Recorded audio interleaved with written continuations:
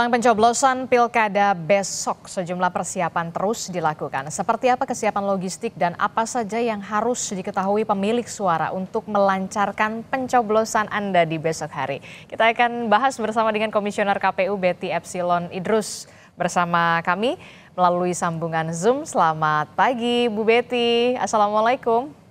Waalaikumsalam warahmatullahi wabarakatuh. Iya, tampaknya KPU baik itu KPU pusat, provinsi dan juga KPU daerah lagi sibuk-sibuknya begitu ya di masa tenang. Nah, sampai saat ini Bu Betty, hari ini sudah sejauh apa distribusi logistik Pilkada? 1 hari loh menjelang pencoblosan, Bu Betty. Ya, sejak kemarin data yang kami terima dari sistem informasi logistik yang sudah diisi oleh teman-teman Satker, KPU Provinsi, KPU Kabupaten Kota, itu sudah sampai semua ke gudang Komisi Pemilihan Umum, dalam hal ini adalah gudang Komisi Pemilihan Umum KPU Kabupaten Kota.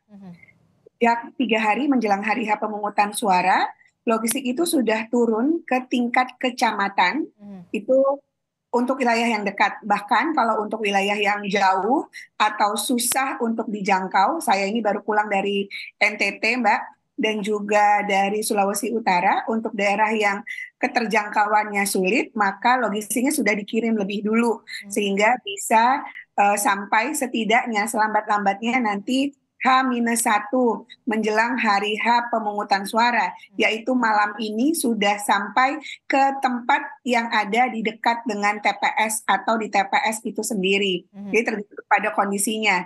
Misalnya di Jakarta biasanya semua kotak itu diletakkan di kantor RW dulu.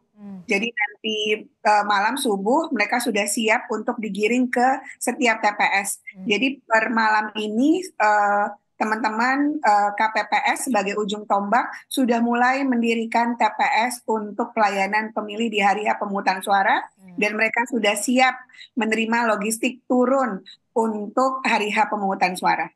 Saya apresiasi betul kinerja KPU untuk soal pendistribusian logistik, karena memang di paket sebelumnya saja sampai tergelincir begitu ya.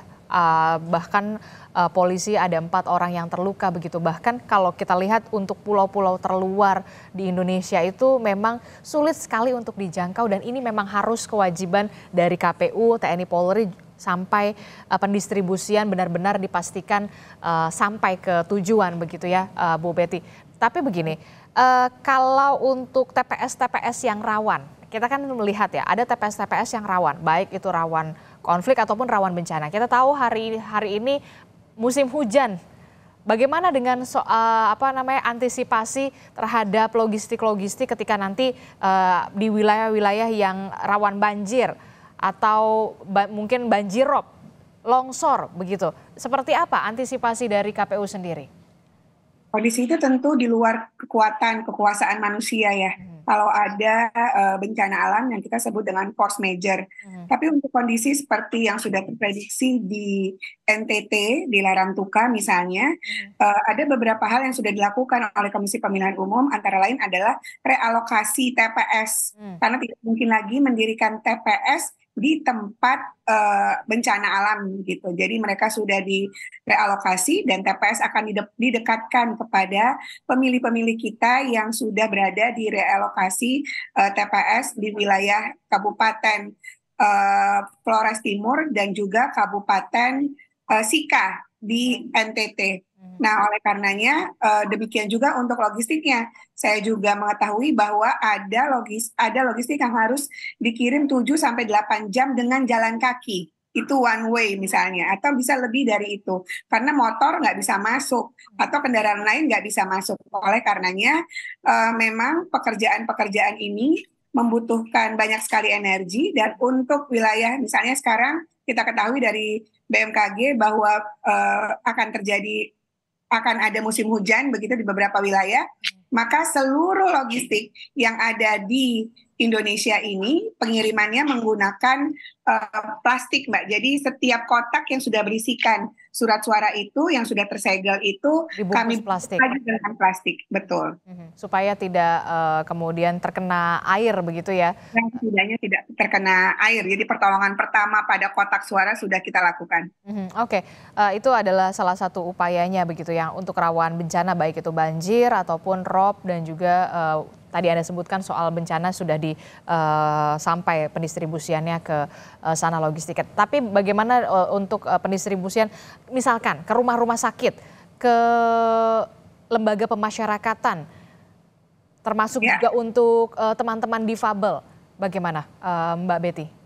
Ya, setidaknya kita sebutkan TPS-TPS yang berada di tempat-tempat yang mana sejak pemuktahiran data pemilih kita lakukan, itu penanggung jawab apakah itu rumah sakit, apakah itu penanggung jawab lapas rutan, itu bersedia untuk didirikan tempat pemungutan suara di dalamnya, Mbak.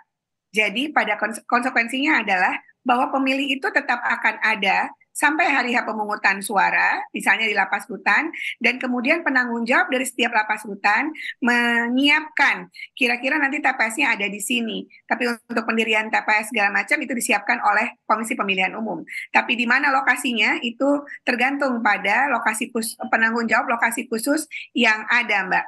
Oleh karenanya di TPS dalam hal ini di lokasi khusus sudah kita siapkan terlebih dahulu jauh-jauh hari sejak kita memutahirkan data pemilih dan menetapkan daftar pemilih tetap di sana.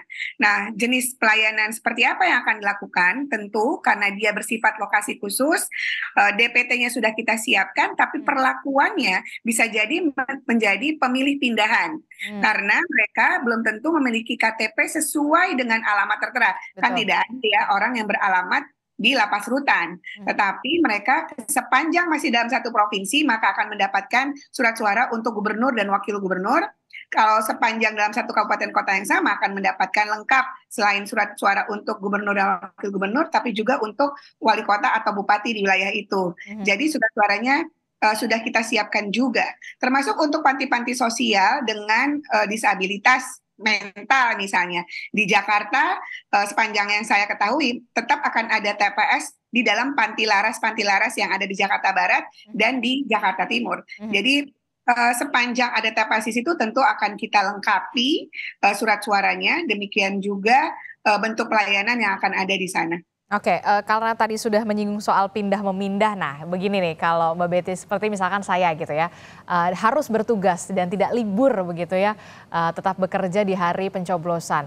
Jika pemilik suara tidak bisa ke TPS karena kerja atau kesibukan lain misalkan, apakah artinya akan kehilangan kesempatan mencoblos atau bisa pindah TPS? Nah, masih punya kesempatan nggak ini untuk ngurusnya nih satu hari jelang pencoblosan? Ya, kita punya Kepres 33 tahun 2024 bahwa tanggal 27 November adalah hari pencoblosan yang merupakan hari libur nasional. Untuk Mbak-mbak yang mungkin tidak mungkin libur karena memang media atau mungkin para medis kan tidak mungkin libur ya, maka perusahaan perlu berstrategi karena penggunaan hak pilih dari pukul 7 sampai pukul 1 siang. Sehingga mereka tidak kehilangan hak pilih. Untuk pilkada, dapilnya adalah masing-masing. Jadi tidak bisa nih pemilih dengan IKTP luar Jakarta memilih gubernur dan wakil gubernur untuk DKI Jakarta. Karena hanya mereka penduduk Jakarta dong yang bisa memilih gubernur dan wakil gubernurnya. Dan hanya mereka penduduk ber-IKTP tinggal di Kabupaten Bogor untuk memilih bupati dan wakil bupatinya. Nggak bisa dong orang Medan menggunakan hak pilih untuk memilih bupati dan wakil bupati di Bogor misalnya. Oke, jadi mungkin saya masih punya kesempatan setelah bersiaran begitu ya, saya pulang dulu gitu ke Sentul begitu, Kabupaten Bogor untuk bisa mencoblos dulu begitu, Bu Betty. Oke, Bu Betty terakhir, mungkin bisa diperlihatkan begitu contoh dari surat suara nanti yang akan kita lihat di tempat pemungutan suara sebelum mencoblos ini. Jadi ada berapa begitu, ada berapa macam gitu, Bu Betty? Singkat saja penjelasannya. Oke, surat suara yang akan kita coblos di hari pemungutan suara kecuali Jakarta itu akan memiliki 2 surat suara sekaligus, kecuali Jakarta dan Jogja ya. Dan untuk gubernur dan wakil gubernur itu warnanya merah muda. Gubernur dan wakil gubernur warnanya merah muda. Warna merah hati, Merah hati, sorry, merah hati. Merah marun. Merah Nanti marun. untuk bupati dan wakil bupati warnanya biru muda di sininya. Dan kalau untuk bupati dan wali kota dan wakil wali kota ini warnanya hijau toska. Oh, oke. Untuk dalamnya, kalau Anda punya 3 pasangan calon, maka dia akan berderet memuat nomor urut, memuat foto, dan memuat nama. Kalau Anda punya lebih dari 3 pasangan calon sampai 5, dia akan berderet begini.